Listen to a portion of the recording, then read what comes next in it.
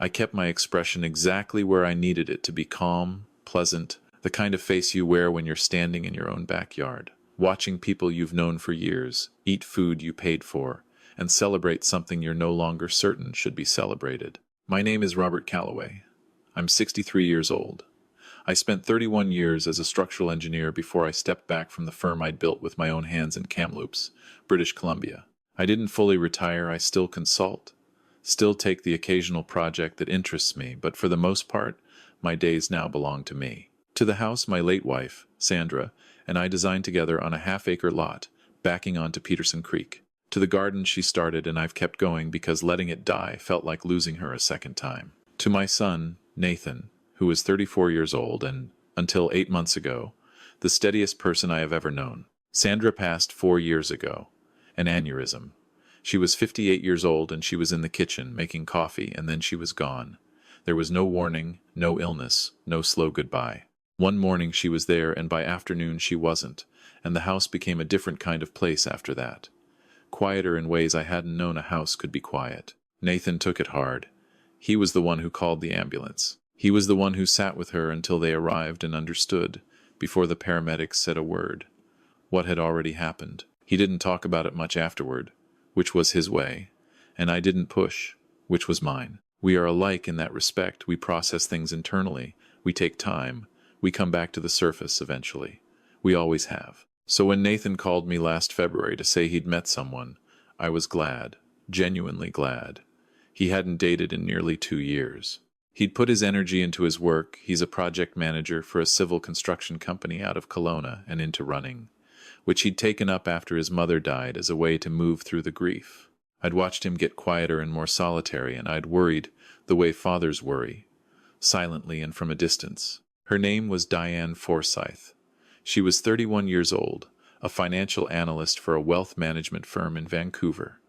Nathan had met her at a conference in Whistler. They'd been seated at the same round-table dinner, discovered they were both from the interior, and talked for 4 hours. He called me 2 days later, which was unusual. Nathan typically takes weeks to process anything before he mentions it, and I remember thinking that whatever this woman was, she'd already gotten under his defenses in a way that didn't happen easily. I met her for the first time in March, when Nathan brought her to Kamloops for a long weekend. She was poised, warm, and clearly intelligent. She asked about my engineering work with genuine curiosity. She helped clear the table without being asked. She talked about her family, her parents in Abbotsford, her younger sister who was finishing a nursing degree in Victoria, with real affection. She was easy to be around. I liked her. Over the following months, I liked her more. She came to Kamloops 3 more times. Nathan went to Vancouver on weekends I lost count of. By summer, they were talking about moving in together, and by September, Nathan called to say he'd proposed, and she'd said yes. I told him I was happy for him. I was. The engagement party was held at my house on a Saturday in late October. Nathan had suggested a restaurant in Kelowna, but I offered the property, and he accepted. I hired a caterer, strung lights across the back deck, brought in heaters because October in the Thompson region doesn't forgive optimism about the weather. There were about 40 people, Nathan's friends, a handful of colleagues from his firm, Diane's parents who drove up from Abbotsford, her sister, some of her Vancouver friends who made the trip. It was a good evening. The kind of evening that, if everything is as it appears, you remember as the last quiet moment before a life changes for the better. Diane's father, a man named Gerald, spent most of the night near the fire pit with a glass of red wine, and I joined him for a while and found him to be decent company. Her mother, Paulette, was the kind of woman who straightens things that don't need straightening and compliments everything with the same intensity, whether she means it or not. I didn't dislike her. I just noticed the texture of her. Nathan was happy that night in a way I hadn't seen since before Sandra died. He moved through the yard with his hand at Diane's back, checking on people, laughing at things I couldn't hear from across the deck. He looked like himself again, the self he'd been before the phone call 4 years ago. It was around 9 o'clock when he found me by the back gate where I'd stepped away to get some quiet. He didn't say anything alarming. He just stood beside me for a moment and then said, in a voice low enough that no one else could hear, "Dad, I need to show you something. Not tonight, but soon, before the wedding." I looked at him. His face was the same face it always was, but his jaw was set in a way I recognized the way it had been set at his mother's funeral when he was holding everything together by will alone. "Okay," I said. "Whenever you're ready." He nodded. He went back to the party, and I stood there at the back gate for another few minutes, watching the lights we'd strung across the deck move slightly in the wind, and I understood that the evening had just become something different from what it had appeared to be. He came to the house 4 days later, on a Wednesday evening. He sat at the kitchen table, the same table where Sandra used to spread her architectural sketches, and I used to go over project drawings, and he opened his laptop, and he showed me a document. It was a spreadsheet, structured, detailed, the kind of thing built by someone who understood financial modeling. It had columns for asset categories, estimated values, ownership structures, and what appeared to be projected timelines. At the top of one column, the heading read, "Callaway Estate Consolidated." I sat down slowly. "Where did you find this?" I asked. "On her laptop," he said. "She left it open when she went to answer the door. I wasn't looking. I just saw it." I looked at the spreadsheet again. My property in Kamloops, my investment accounts, with figures that were close, not exact, but close enough that they hadn't been guessed. My consulting income, categorized by year. The Callaway Family Trust, which Sandra and I had established in 2019 to hold the bulk of our assets, listed with a note beside it that read, "Trustee Structure, Research Spousal, Family Addition Mechanisms." "She closed it when she came back into the room," Nathan said. "She didn't know I'd seen it." I didn't ask him how he felt. I could see how he felt. He was 34 years old, and he'd proposed to a woman he loved, and now he was sitting in his father's kitchen showing me a document that made the last 8 months look like a project plan. "Have you said anything to her?" I asked. "No," he said. "I didn't know what to say. I still don't know what this is. Maybe it's something else. Maybe she had a professional reason." "Maybe," I said. "But she didn't tell you about it." "No," he said. "She didn't." I told him to say nothing, to continue as normal for the time being, to give me 2 weeks. He looked at me the way he'd looked at me when he was 12 years old, and I told him we'd figure something out with a combination of trust and exhaustion that I felt in my chest the whole drive home after he left. That night, the first call I made the following morning was to Helen Marsh. Helen is a trust and estate lawyer in Kamloops, someone Sandra and I had worked with when we established the family trust. I've known her for 15 years. I trust her the way you trust someone who has handled your family's most important documents without ever once making you feel like a number. I told her I needed to understand the mechanics of the trust. Specifically, I asked her, if someone were to marry Nathan, and he then named them as a co-trustee or added them as a beneficiary, what would that require? How much access would they have? How quickly could assets be moved? Helen was quiet for a moment. Then she asked me, carefully, whether I had a concern I wanted to discuss. I told her I wasn't certain yet. I just needed to understand the architecture. She walked me through it over the next hour. The short version. The trust had provisions that were standard but not without vulnerability. A new spouse could not be added as co-trustee without my agreement as the primary trustee. However, if Nathan were to take certain actions, resign his role, appoint a successor, and if I were incapacitated or otherwise unable to respond, there were gaps, not glaring ones, but gaps that someone who understood financial structures would know to look for. The spreadsheet note research, spousal, family addition mechanisms had been looking for exactly those gaps.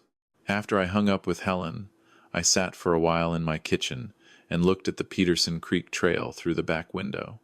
Sandra had walked that trail every morning for 20 years. I used to joke that she knew every stone on it by name. Then I picked up the phone and called a man named Gary Sutherland. Gary and I had overlapped at the University of British Columbia in the late 80s. He'd gone into law enforcement, spent 15 years with the RCMP, and now ran a private investigation firm out of Kelowna. We had lunch every year or two. He was one of those people you don't see often but trust completely. I told him what I needed. I told him I wasn't trying to destroy anyone. I needed to understand who Diane Forsyth actually was before my son married her. Gary didn't ask unnecessary questions. He told me he'd need 10 days to 2 weeks. I told him to take the time he needed. I didn't tell Nathan what I was doing, not the specifics. He knew I was looking into things. I'd told him that much, but I didn't want him managing his behavior around Diane based on a timeline he was aware of. He needed to continue as normal. It was a difficult thing to ask of him. He did it. I saw Diane twice during those 2 weeks. Once when she came to Kamloops for a weekend and joined Nathan and me for dinner at a restaurant on Victoria Street. Once when I drove down to Kelowna to have lunch with Nathan, and she happened to come by his apartment. Both times, she was the same person. She'd always been warm, attentive, interested in conversation, easy to like. That was perhaps the hardest part of those 2 weeks. She was not easy to dislike. She was skilled at being exactly what she appeared to be. I watched her more carefully than I had before. I noticed things I might not have noticed otherwise. The way she would, very naturally, and without appearing to do so, steer conversation toward financial topics, renovations, property values, investment strategies. The way she seemed to catalog information without appearing to catalog it. She would ask Nathan's colleagues their opinions on the Kelowna real estate market and then say nothing about it afterward, but she had heard every word. These were small things. Individually, they meant nothing. Together, they made a pattern. Gary called me on a Thursday evening, 13 days after I'd hired him. He asked if I had time to talk for a while. I told him I had all the time he needed. He started with the straightforward part. Diane Forsyth existed exactly as she said she did. She was 31 years old. She'd grown up in Abbotsford. She had a degree in commerce from SFU and had been working at the wealth management firm in Vancouver for 4 years. Her LinkedIn, her work history, her family, all of it checked out. Then he got to the part that wasn't straightforward. Before her current position in Vancouver, Diane had spent 2 years in Calgary. Before that, a year in Edmonton. In both cities, she had been in serious relationships with men who were significantly older than her and who came from substantial family wealth. The Calgary relationship had ended abruptly, approximately 6 months before what had been expected to be an engagement. The man, Gary didn't give me the name, said he wasn't certain I needed it had, according to people Gary spoke to, ended the relationship suddenly and refused to explain why to mutual friends. He had moved out of the city within a year. The Edmonton situation was harder to pin down. There had been a relationship. It had ended. The man was no longer in Edmonton. Neither of those things, on their own, was evidence of anything. People have relationship histories. Patterns aren't proof. But Gary had also spoken with a former colleague of Diane's from her Calgary period, a woman who had worked with her at a financial services firm there. This woman, who Gary described as careful and credible, said that Diane had been, in her words, very focused on understanding how wealthy families structured their estates. She had asked detailed questions about trust structures, inheritance mechanisms, and the legal differences between spousal and family trusts. She'd framed it as professional development. The colleague had thought, at the time, that it was a bit unusual, but not alarming. Gary said, "I'm not telling you this woman is a fraud. I'm telling you that the picture is not a comfortable one, and I think you already knew that." I thanked him. I wrote down everything he'd told me. Then I sat in my kitchen for a long time, without turning the lights on. Nathan called me that night, which was unusual for a Thursday. He asked how I was. I said I was fine. He was quiet for a moment and then said, "Dad, do you have something?" I told him to come to Kamloops on Saturday. I told him to come alone. He arrived at 10 in the morning. He sat across from me at the kitchen table with his hands wrapped around a coffee mug, and I told him everything. The conversation with Helen about the trust, what Gary had found in Calgary and Edmonton, the former colleague's account, the pattern.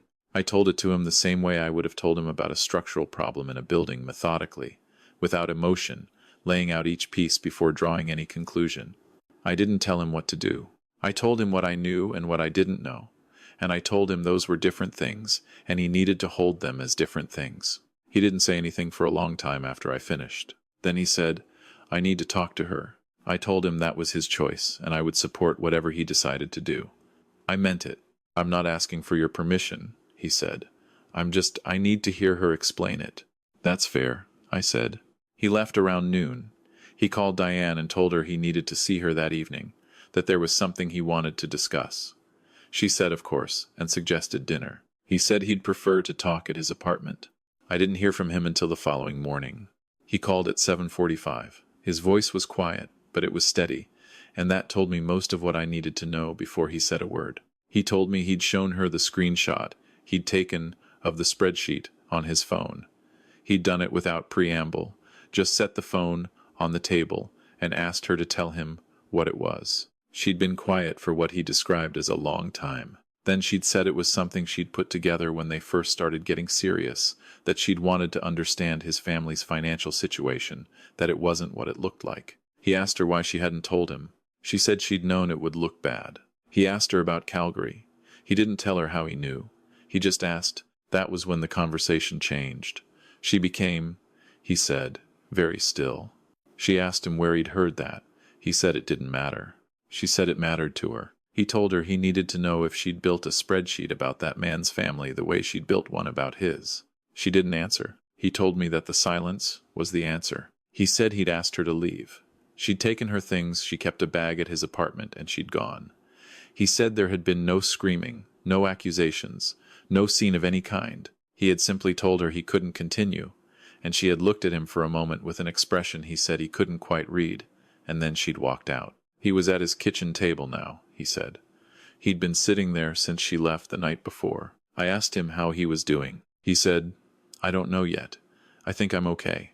I think I will be. I drove to Kelowna that afternoon. I didn't tell him I was coming. I just arrived. He opened the door and looked at me and didn't say anything, and I came in and put the kettle on, and we sat in his kitchen for a few hours and talked about things that had nothing to do with any of this, a project he was working on, the trail conditions along the Okanagan Rail Trail, whether I was going to replant the back section of Sandra's garden in the spring. Around 6 o'clock, I ordered pizza from a place he liked on Harvey Avenue, and we ate at his kitchen table and watched a game that neither of us was really watching. I drove back to Kamloops around 9. The highway was clear. The sky over the mountains west of Vernon had that particular late autumn darkness that always made me think of Sandra, who used to say the interior sky, in November, looked like the color of thinking. Over the following weeks, Nathan was quiet, but not the shut-down kind of quiet he'd been after his mother died. This was a different quality, the quiet of someone sorting through something, clearing the floor. He ran more. He called me more often than usual, though we didn't always talk about anything specific. He came to Kamloops twice in November, and we worked on the garden together, cutting back the beds Sandra had planted along the south fence. He never expressed anger at Diane. I thought about that.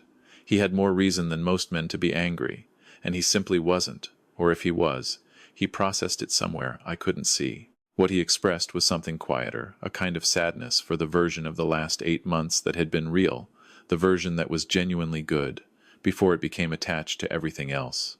That was the part that stayed with me longest. The relationship hadn't been a fiction. He had truly cared about her. She had, in her way, whatever that way was, been present and attentive, and, in the moments that counted, kind to him. The things he'd felt had been real things, even if the foundation had been something else. Grief works differently when what you're grieving was real and compromised at the same time. There's no clean category for it. He told me, in December, that he'd run into a mutual friend of his and Diane's who said she'd moved back to Vancouver. He didn't elaborate, and I didn't ask. I did, quietly, do one more thing. I spoke with Helen Marsh again in December and had her review the trust document in full. We made several amendments, nothing dramatic, nothing that hadn't already been within my authority to do that, close the gaps she'd identified in our first conversation. Not because I expected anyone to exploit them, because closing them was the responsible thing to do, and Sandra and I had always believed that the responsible thing was worth doing, even when the threat was hypothetical. I also updated my own understanding of the trust with Nathan, sat down with him and Helen together and walked through everything, what he would inherit, what his responsibilities would be, how the structure worked. I'd always planned to do that before I was too old to explain it clearly. I just did it sooner than I'd expected. Nathan is doing well now. He's taken on a larger role at his firm and seems, when I talk to him, like a man who has walked through something difficult and found himself more or less intact on the other side. He went to Costa Rica in January with 2 friends from university, which Sandra would have loved to hear about. He sent me photographs of cloud forest. He looked, in those photographs, like himself. I've thought often about the moment he came to me at the engagement party, the quiet voice, the set jaw, the simple statement that there was something I needed to know. He hadn't been certain of anything at that point. He'd just seen something that felt wrong, and he decided to tell me rather than explain it away. That instinct, the willingness to say the thing out loud, even when you're not sure, is something I didn't teach him. He came to it on his own. I've also thought about what would have happened if he'd said nothing, if he'd closed the laptop and decided he was being paranoid, if he'd talked himself into an explanation that let him keep believing what he wanted to believe. Those conversations happen. People have them all the time. The voice that says, "I'm overreacting, I'm being unfair, I don't want to be the person who suspects without evidence." He didn't have that conversation with himself. Or if he did, he didn't let it be the last one. There's something worth saying about that, and I want to say it plainly. We are not taught, as a culture, to ask hard questions about the people we love. We're taught that love is trust, and that trust means acceptance, and that acceptance means not looking too closely. There's a version of that, which is beautiful and necessary. Love that demands constant proof of itself isn't love, it's audit.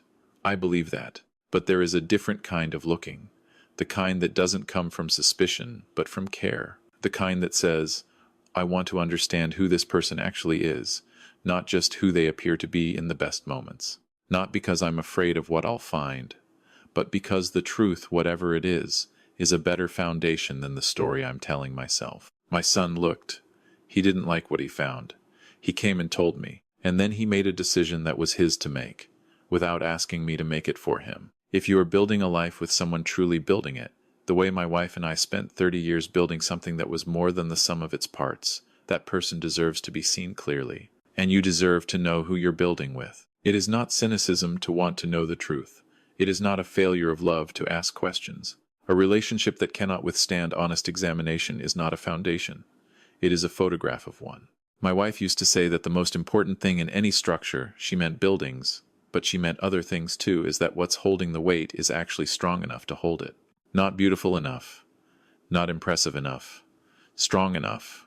I think about that when I walk through the garden she planted. When I sit at the table where my son laid down his laptop and showed me something he hadn't wanted to see. When I remember the look on his face when he arrived on that Saturday morning, not broken, not asking to be rescued, just ready to know. That's what I have to offer him. Not rescue.